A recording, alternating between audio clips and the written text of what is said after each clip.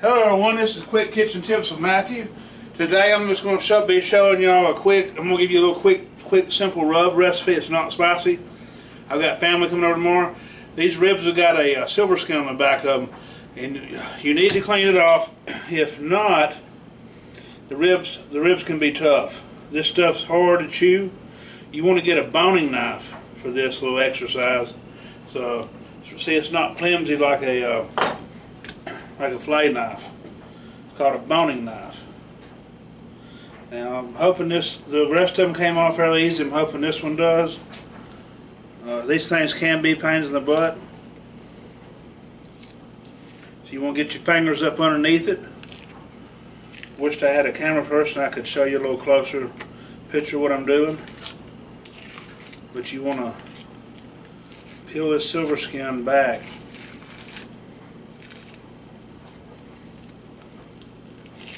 Should be able to get it all in one peel. See what I'm doing? See that? You want to get that stuff off.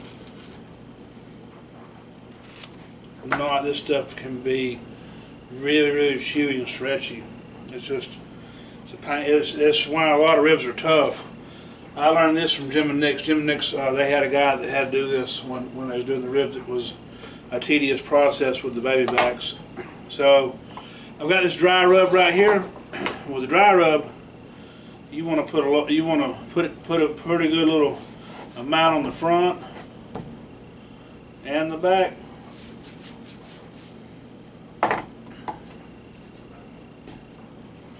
We're just going to repeat this process with all of them. Rub it in real good. This one may be a little tough because this one actually had some meat on it. No, it wasn't that one. I'll show you the one when it gets to it. There was one that I might have to cook a little longer, do something different with it because it's probably a little longer because it's the silver skin. I got some of it, but some of it has some meat over the top in between the rib and the silver skin, and I didn't want to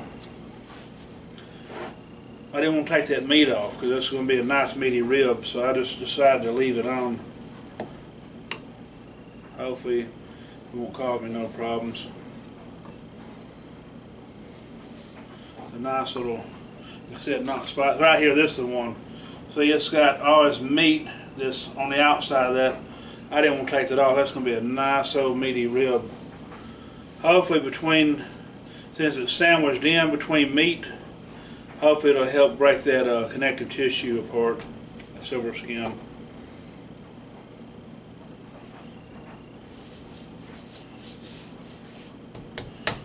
So with that being said, see how these ribs are looking? You want them coated very well. I'm going to wash my hands real quick.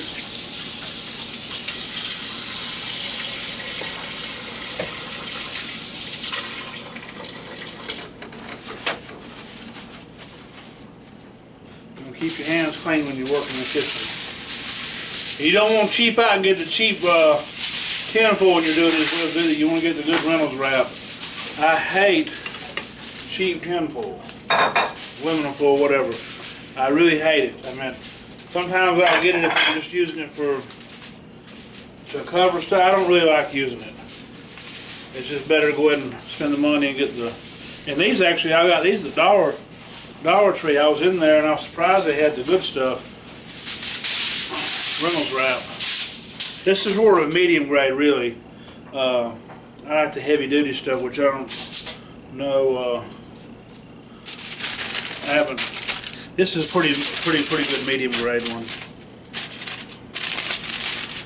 The other stuff will blow off and get in your food. All right, so I'm going to come over with another.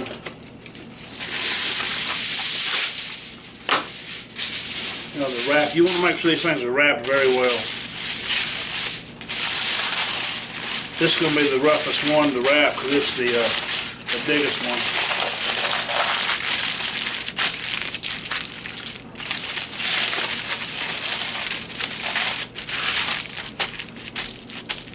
I'm going to leave that top up because that's where I had to go over the top, but you see how good they're wrapped. It's wrapped all the way through. There's no holes in it. I got my oven on 275. Normally, I put these things on sheet pans.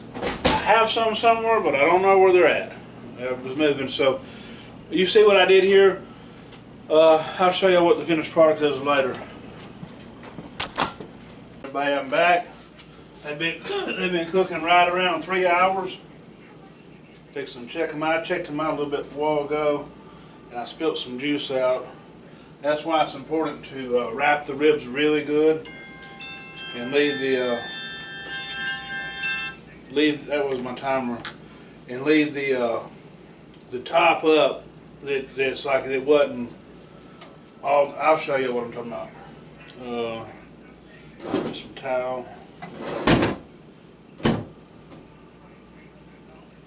This is the one leaked out a while ago.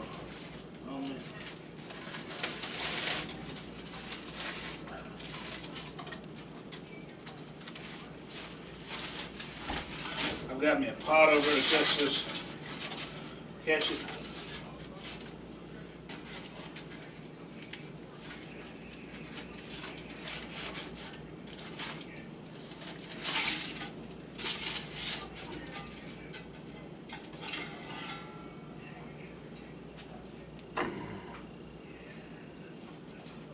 Right now, you gotta be careful. That's why I wanted my cookie sheets. This wouldn't have been such a problem because the juice would have caught out on the cookie sheet.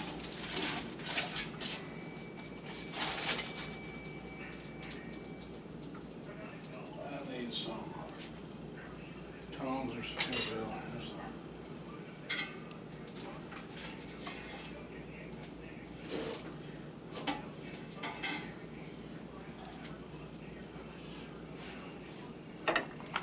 Them ribs are coming off the bone a little bit, looks like.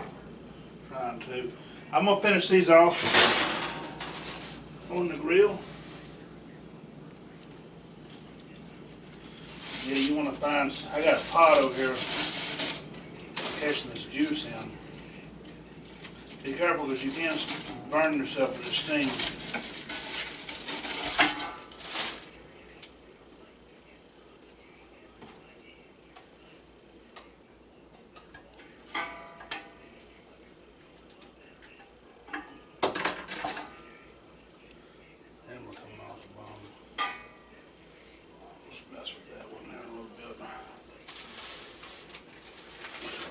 Juice off of them.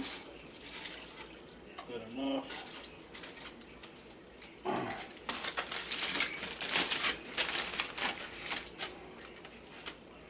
I'll transfer them over here.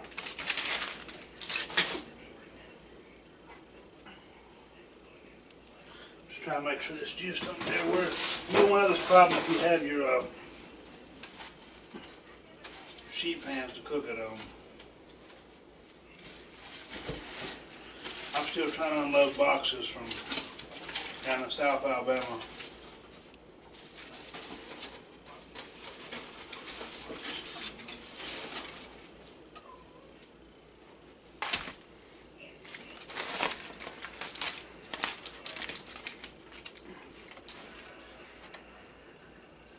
These ribs are getting good and tender now. They still got to cook though. Some of them's falling off the bone, some of them isn't. But they're going to be good, so I'm going to go on the grill with them. I'll put these things in the fridge and I'm going to go on the grill with them tomorrow when I grill my chicken.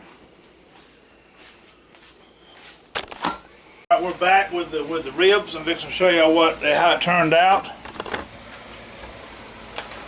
So I left them things overnight in the fridge, like I said, unwrapped.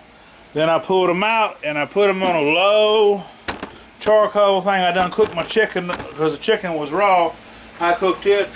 I cooked all the chicken first, and then I end up with the cooked the chicken first. Then I came. The charcoal was about to go out, and I put the ribs on. I fixed to pull them off. The dry rub recipe. It's not spicy. This is a not spicy dry rub recipe. I got old folks coming over 1 tablespoon of cumin, 4 tablespoons of chili powder, 1 tablespoon of dry thyme leaves, 1 tablespoon of dry sage, 3 tablespoons of iodized salt, 2 tablespoons of granulated onion, 2 tablespoons of granulated garlic, 3 tablespoons of brown sugar, 1 tablespoon of black pepper. That's it. You mix it all together real well, and you cover these ribs real good. Like I said, and I cooked them for 3 hours in the oven, wrapped up real good. Be careful, if you got sheet pans, it would be best to put them on that. And yeah, okay, I was making sure the thing wasn't cutting my head off. I don't really know. Anyways, so that's it. There's the recipe, and I'm fixing to show it to you right here. We can write it down. If you can read my chicken scratch.